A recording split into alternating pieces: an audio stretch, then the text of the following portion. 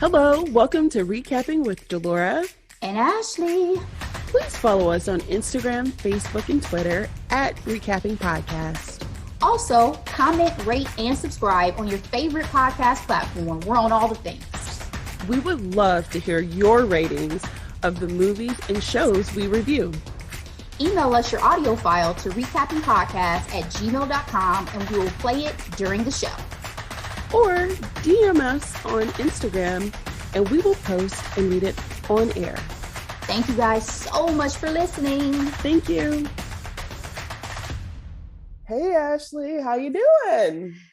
I'm a little bit tired. My sleep schedule needs to get back on track. It's one of the problems with adulting. I feel like because you have so much flexibility and freedom, you abuse it. So I have not been going to bed before 2 a.m., Delora, for like the last 2 or 3 nights, and it's catching up with me. So what? I need to get it together. I need to get it together. How are you doing, sis? Girl, I take power naps. And I have not taken a nap either. That's another thing. I'm running on Jesus juice at this point because I don't know what's keeping me going.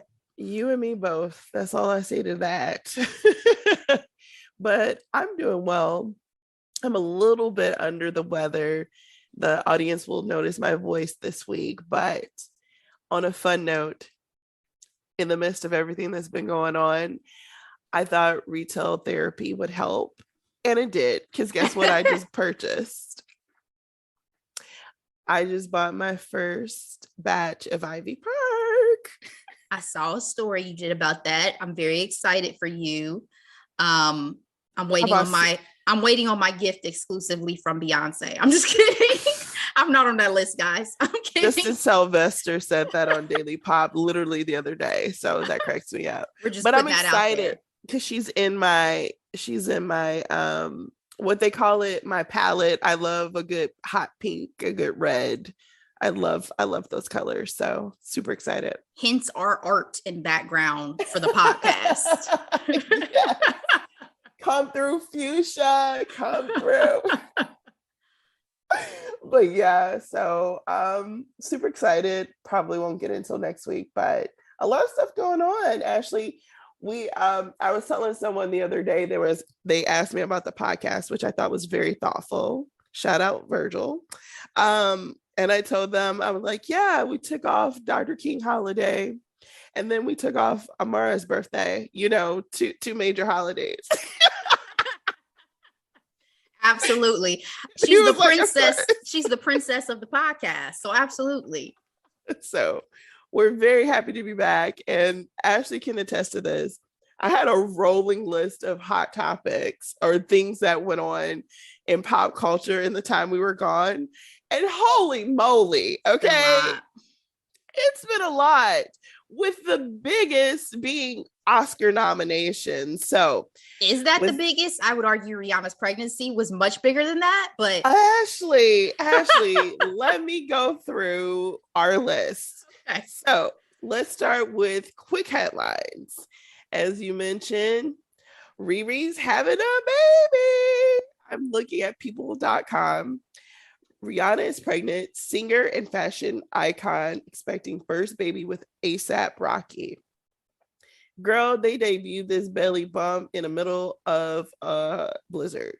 And I lost my sugar honey iced tea. Ashley, were you expecting this news? No. And I know it had been speculated and rumored, but no, I was not ready. And then just for the glow, for the fashion, for the Harlem backdrop, like damn, Rihanna. Vintage Chanel. That was a pink Chanel coat she had on along with the jewelry. Her belly is adorable, might I add. Like, here's the deal. She's been wearing a lot of baggy things lately. And to be fair, she also said that, get out my uterus, literally several months ago. So I was going to respect that.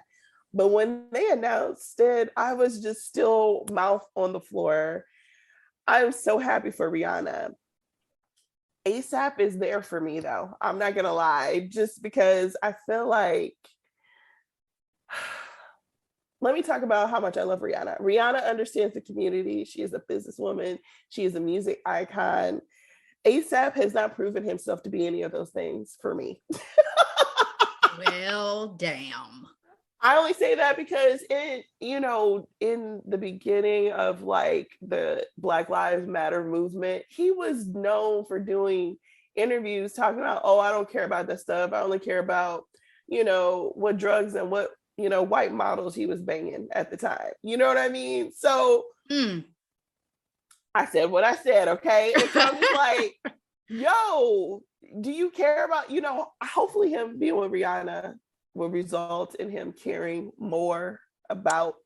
I'm shaking my head. Y'all can't see me, but I'm shaking my head. Hopefully so. And I mean, listen, we've all witnessed Rihanna's dating track record since she's been in the game. And I can say, at least publicly, ASAP seems to be the one who hasn't shied away from being a good guy for her. I mean, yes, we didn't really get a chance to see her relationship with her billionaire businessman ex. True. So, that is what it is. But he has publicly gushed about her. They had a long-standing friendship. We've talked many times on the pod about how we love when friendships turn into romance because it's such a great foundation. Yes. So, I mean, as much as I wasn't sure where this was going to go in the beginning, I'm so happy she's happy. I'm so happy after everything she's gone through publicly that she's getting this and she is out here taking maternity fashion to another level.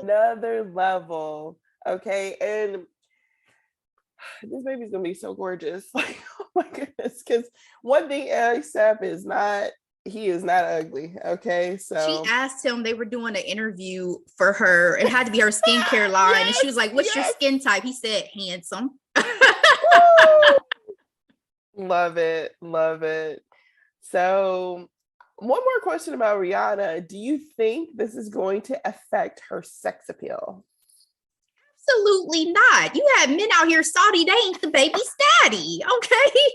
Absolutely not. I think Rihanna is freaking Rihanna and she will always be. And not to get weird, but some men fetishize pregnant women. So she got a whole new audience right now.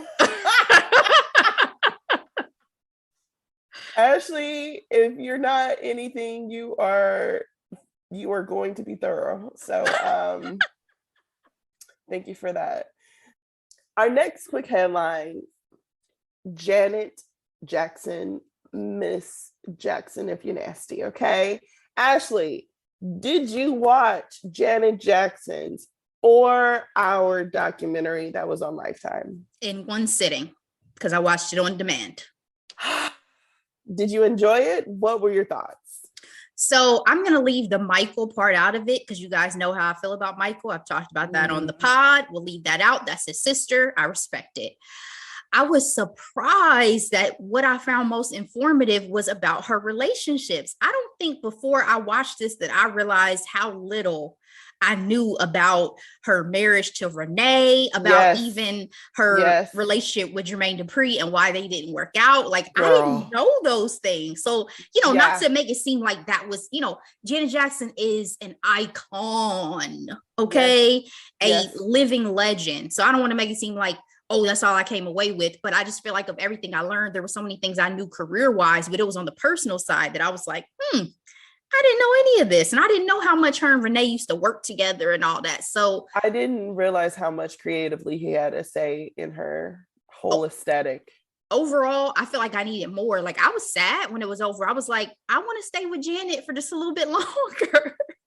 So Ashley, for me, watching the documentary, I realized how much I really love her. Like, I feel like I was so excited to see her finally get her flowers because I feel like after the incident at the Super Bowl, a lot of people wrote her off. Granted, in the Black community, we continue to celebrate her, but she is iconic. She's up there with Madonna. She's up there with, Mariah and Whitney. Like, she's Janet Jackson. She broke some massive records that needed to be celebrated.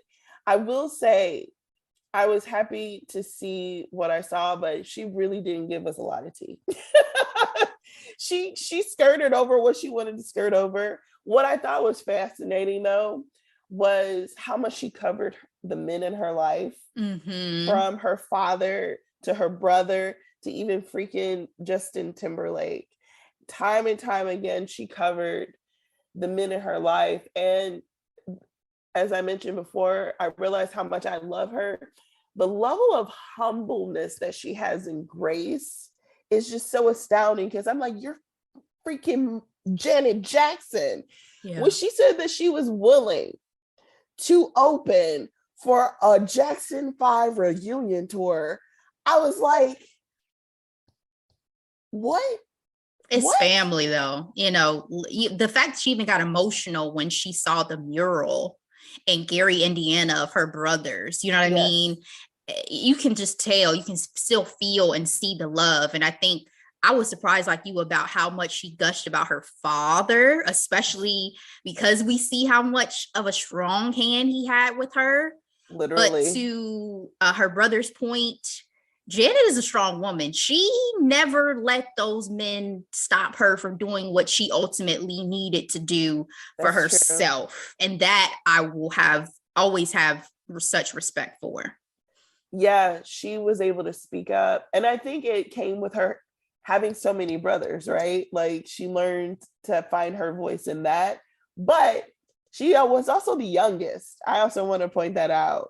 So we all know parents be running out of steam by the time you get to that last one. Listen, daddy may not have been beating on her, but he still wanted to control that mind and that body. I'll say that, you know. That's very true. Yeah, with telling her what she could and could not do with her career. I mean, all those things.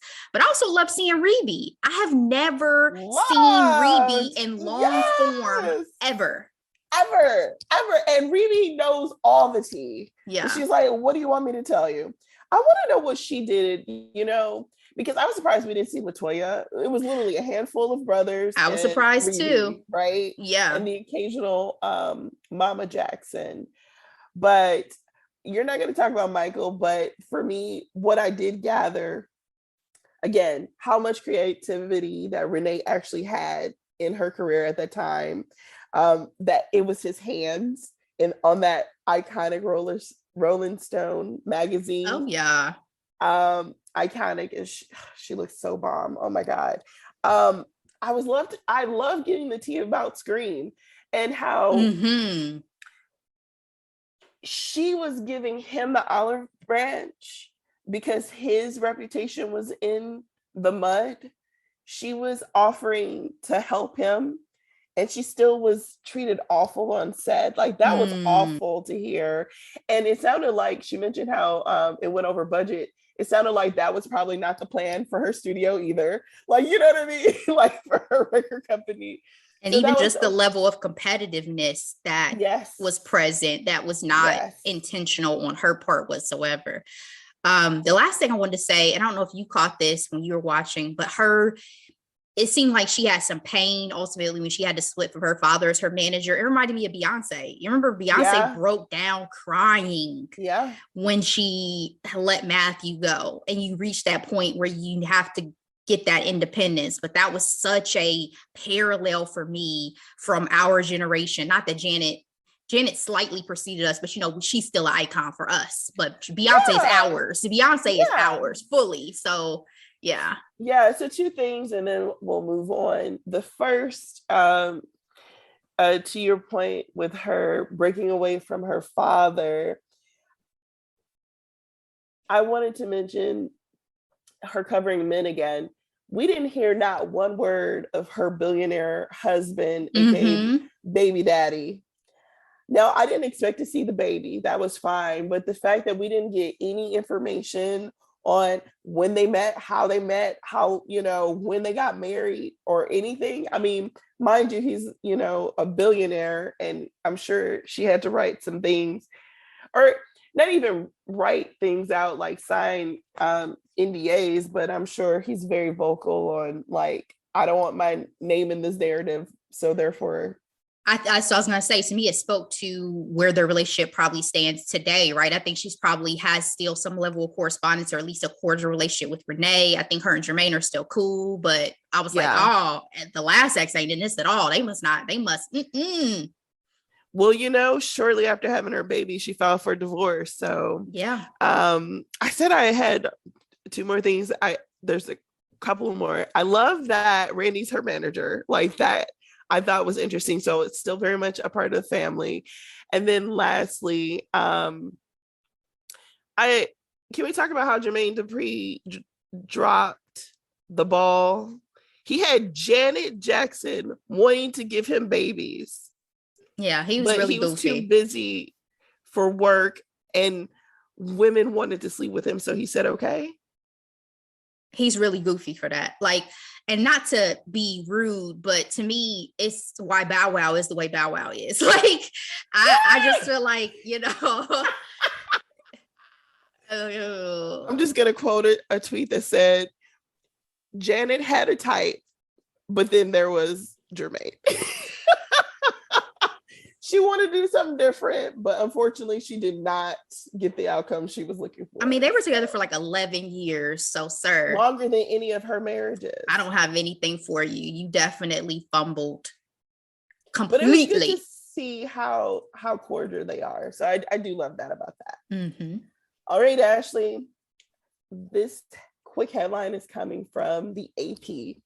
ABC suspends Whoopi Goldberg over Holocaust race remarks. And we're in the second week of her suspension. According to news outlets, the suspension is not paid. I didn't know that. Yeah. Overall, there was a missed opportunity and a spoken remark by Whoopi Goldberg. She wanted to say that the Holocaust wasn't about race, but that's because she viewed it from the American lens, because during, unfortunately, the Holocaust, it was very much about race. And so, Ashley, do you feel like there could have been a better way of handling this misstep with Whoopi? Or do you think the right actions were taken? I can't say that I feel like there's necessarily a better way, because I think there was a public demand for some level of accountability that was beyond just apology. And so for those that were offended, I'm not going to dismiss those feelings whatsoever. But I'm a fan of Whoopi. And I'm looking forward to her return. I do not think that this remark is a reflection of, her character in the sense of her being, anti-Semitic or any of those things. So, I think that this would be a tough lesson for Whoopi to learn, because I think that she was probably at a point where she was like, I've shown you guys that, obviously this isn't in my character. But I can't say that I feel like there was necessarily another way, because I think there was an accountability that people were desiring beyond a public apology. I agree. And she publicly apologized multiple times. But to your point, I think it was worth understanding her heart and character. Like, I really don't think that she has not had any history of being anti-Semitic in any kind of way. And so I think it's really easy for, especially someone of her generation, to look at race in that way. But 2 weeks, no suspension, unpaid. I don't know. I'm glad that firing was not on the table, but I don't know. But we'll see when she comes back. All right. This one is very difficult. Cheslie Kryst. Death leaves many without answers. Experts explain why it may be complicated to process. This is from Yahoo Life. A couple of weeks ago now, Cheslie, she was a former USA winner and also extra correspondent. She took her own life at 30. And a lot of people are puzzled, including her family. Since this news, her mom has mentioned that she was aware of Cheslie's high functioning depression shortly before she took her life. Her dad has since come out and stated that her family was going through a hard time privately. Ashley, were you aware of who she was, one, and two, what were your thoughts when you heard the news? So I was not familiar with her from her work with Extra, but I did, once I started seeing the headlines and the pictures, remember her from the year that that multiple Black women won beauty titles, right? So I remember that for sure. Yes. And man, you know, I don't know if I've said it on the pod before, but for me, sometimes it's not just the fact that people pass away, it's the manner in which they die. This was heartbreaking way to see her go out. And you mentioned her mother's statement, who was her best friend and all these things, whose footsteps she wanted to follow in terms of beauty pageants and all this. I mean, it broke my heart, Laura. It was so sad. Ashley, I'm glad that you said that, because she had been on my heart for a very long time, actually, after the news, because I started following her shortly after she won, along with the other beautiful young women who won that year with Miss America and Miss Teen USA. And I watched her on Extra. It was her and Rachel Lindsay. I was so proud to see them be major reporters on this pop culture show, you know. Billy Bush, I tolerated him for their sake.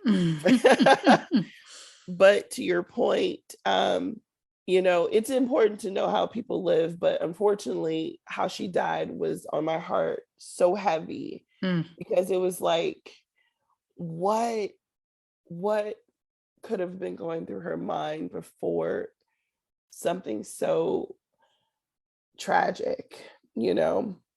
So I just want to go ahead and put this out here. If you or anyone you know and love has dealt with suicidal thoughts, the National Suicide Prevention Lifeline is 1-800-273-8255. Please call if you need help. You know, Ashley and I talked about this many times before. Living is such a gift. And the best part about living is that even on your lowest lows, there's still time to get out of those difficult situations. So rest in peace, Cheslie. Yes. All right, we're going to do a super speed round of quick headlines here, okay? So the Queen wants Camilla to be considered Queen Consort. The Queen made this announcement during the celebration of her 70th anniversary of Queen Elizabeth becoming a monarch. And she said that this is her desire. Ashley, are you surprised by this decision, considering all the drama of what we know is Charles, Camilla, and Diana? I'm not sure if I was surprised, but I was damn sure disappointed, because it's Team Diana forever for me. Forever, ever? Yes. And the fact that Charles is getting thrown this bone before possibly she has the sunset on her reign and he ends up taking over after everything that happened with Harry and Meghan. You know, I just don't really feel it. I'm not feeling it. There's already that bad blood. You now have this bad blood. Like, nah. It's gross to me as well, because it's like, you know, the Queen didn't like her for all these years, and now you're making these amendments now. Like, mind you, Charles probably would have made it being king anyway. So I don't know why the Queen felt like she had to do this, especially when, again, to your point, all the things that have gone on with Harry and Meghan. I mean, they just wanted to take a break. They were like, nope, we're going to remove your security and your titles, and none of your babies are going to be covered. Like, what? But you're going to let your husbands. I'm going to be nice because they're in power now, but I'm not. Longtime mistress. Whew. If mistress is a bad word, sis, you shouldn't have played that role like that. There's worse. You were a long time mistress. and she's gonna be Queen Consort. Okay. I mean, more scandalous things have happened in royal history, obvi, but I again, almost wonder if Team she's Diana doing forever. this. I'm almost wondering if she's doing this to even change the narrative with everything that's going on with Andrew, you know? So there's no changing what's going on, Andrew. There's no there is no change in that. Oh, Lord. All right, our next super speed quick headline. The cast for the movie musical The Color Purple has been announced. Fantasia will take on the role of Celie. We have Daniel Brooks, who will be the iconic Sophia, and Taraji P. Henson will be Sugar Avery. So we also have her being Squeak, as well as Halle Berry as a young Nettie, and my boy Coleman Domingo as Mr. Man, when I tell you I love me some Coleman Domingo, but him being Mr., I am not ready for this because he's going to do a great job and I'm going to hate him. And I don't want to hate him, Ashley. Yeah, I love this cast though. You know, especially seeing some of my fave young singers from her and Halle Bailey getting out here in these film streets. I think is this going to be her first film? I think it is. You know, obviously we know Halle is doing The Little Mermaid. So she's about to be an entire Disney princess. Yes. But yeah, I'm excited. I saw Fantasia's video when she got the news. I love that Oprah was on Soul of a Nation to actually announce. Like, I love the way they did it in purple. Like, I just love the way that they did this whole setup. Looked amazing. Those glasses were bomb. Love them. If there's one thing Oprah gonna do, she gonna look good while she out here announcing things. So I'm gonna be shady, Ashley. Are you okay that Fantasia got the role over Cynthia Erivo, who made the role popular in its revival just a few years ago? Yeah, I'm fine with Fantasia getting it. I love Fantasia. No shade to Cynthia. No shade. You know, but you know, there's Fantasia did this role as well. So what do you want me to do? Originated it. Yeah, what do you want me to do, sis? Sorry. Same. If there could be two, it could be both of y'all. But here we are. No, I'm right there with you, Ashley. Super excited. Congratulations to everyone. And I believe it'll be out next year. Congrats, Black people. Love y'all. Love y'all. That is some good Black history news. Okay. Black History Month news. This, not so much. This is our first hot topic of two. This goes under things we should not be dealing with in Black History Month, okay? The drama with Spotify. So if you've been living under a rock, there's a lot of pressure for the popular podcaster Joe Rogan for first his remarks over COVID-19. Famous artists like Neil Young and Joni Mitchell are asking the platform to remove their music because of the misinformation this very popular podcaster has been releasing concerning COVID-19 and its vaccines. But it was India Irie who got, I know, a lot of Black people interested. For sure. When she said, you know, I don't like what he has to say. However, y'all need to understand from a Black person's perspective, he's been dropping the N-word left and right for all these years. And she then provided a edited clip of him using the N-word with the ER throughout the years. Ashley, it's been a mess and honestly disheartening because he since apologized, but his apology meant nothing to me. He basically said that I used to say it if I was talking about Richard Pryor or something, and I would say it in context. Again, the apology was a non-apology. And guess what? Spotify is doing absolutely nothing. They gonna stand right beside him. He was then offered $100 million to go somewhere up, to go off the streaming service. Was he? Yeah, this is more recent news. And Joe said that he's going nowhere. So, Ashley. So outside of his $120 million deal he already has, they were going to offer him another 100, or they were going to offer him out of that deal 100 left to go. Does it get that detailed? So I am looking at the Daily Mail, which I feel some ways about because of what they've done to my girl Megan. But it says Spotify boss Daniel Ek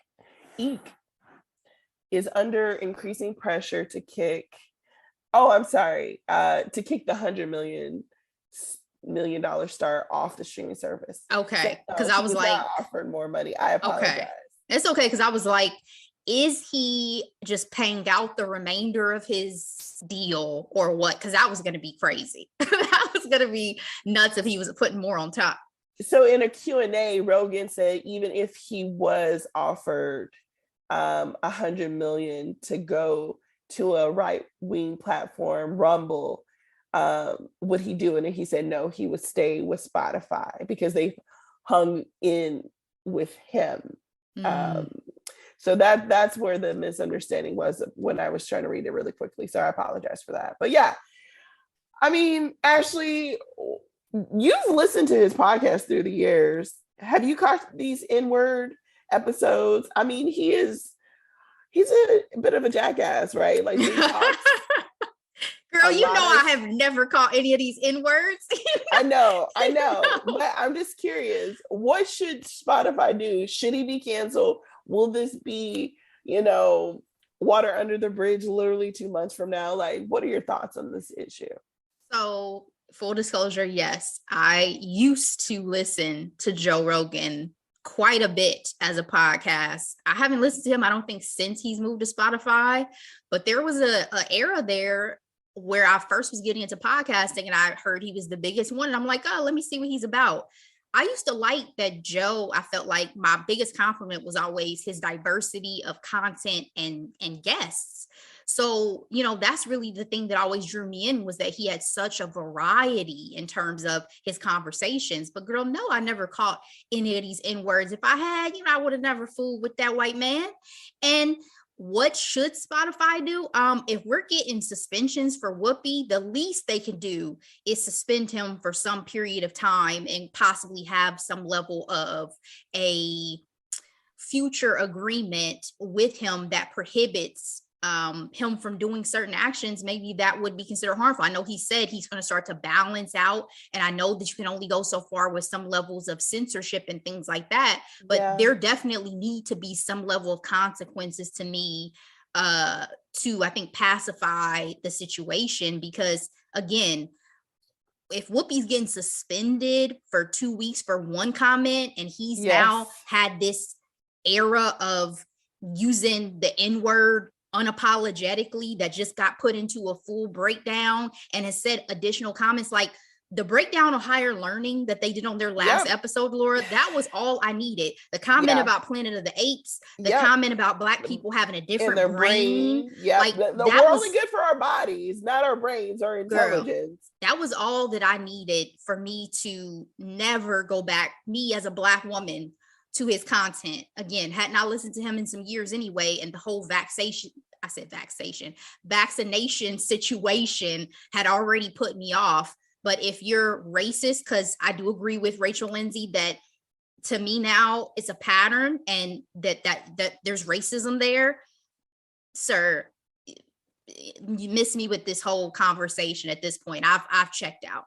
Yeah. So at this rate, I don't think he'll lose his show, but I do believe there should be some level of consequences, because going back to the Whoopi situation, she misspoke and you understood her intentions were not ill faded, right, by any means, because she's always shown herself to be loving to all people, but loving to Jewish people, like all people. She's shown it through her career.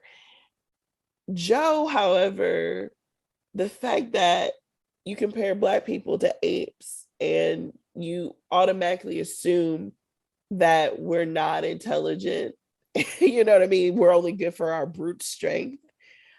It was some straight eugenics talk, that conversation. Yes.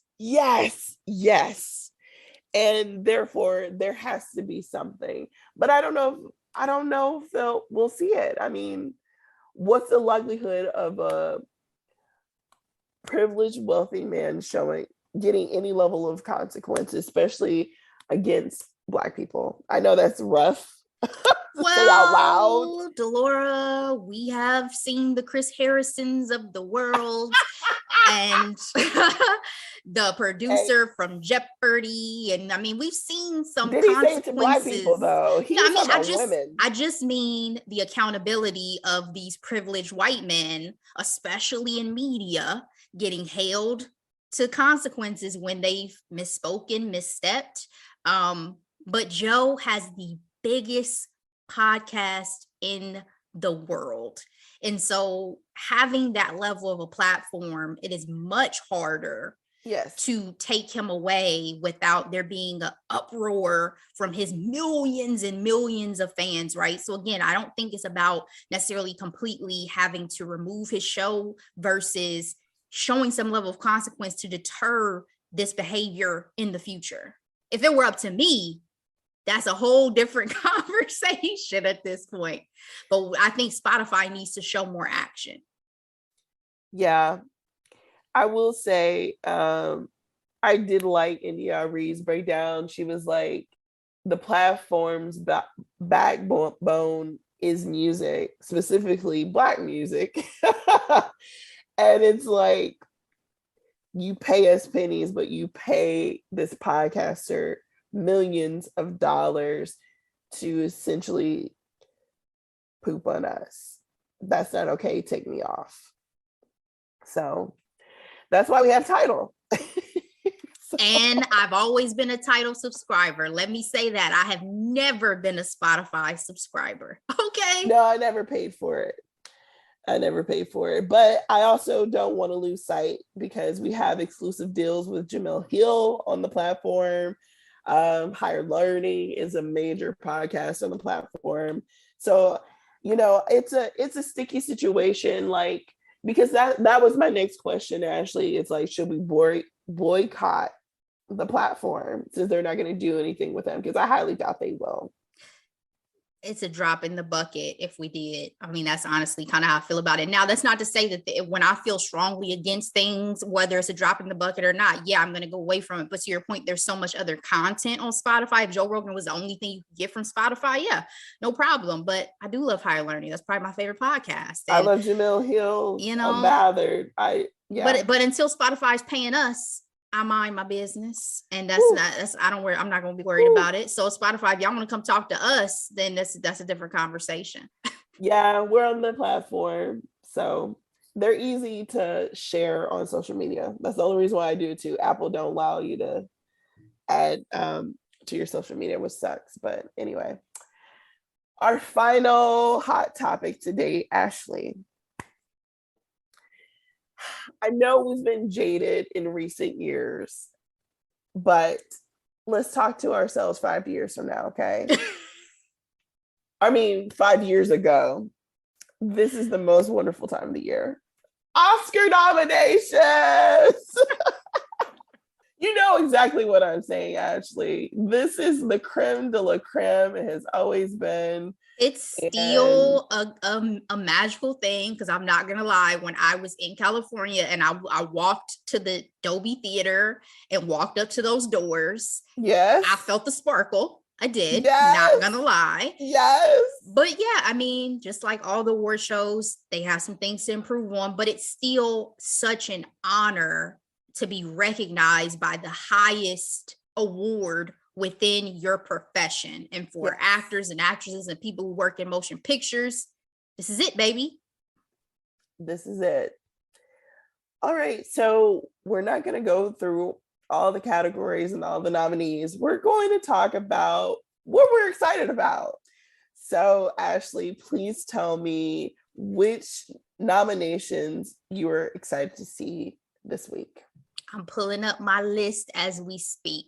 So I feel like there was nothing I necessarily got super excited about because it fell so in line with the other award shows like the Golden Globes and such. But I can say I am super excited to see if Will Smith gets this Best Actor Oscar. Like, I think if he does, especially because of the commentary about his personal life, it's going to be so satisfying for me to see Will Smith have this moment. He's obviously had a stellar career, right? But I feel like of any time, he deserves this public dub. You know what I'm saying?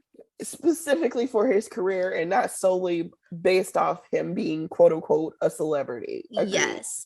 And while I don't think Aunjanue Ellis is going to get it, wouldn't it be an amazing surprise if she got Best Supporting Actress?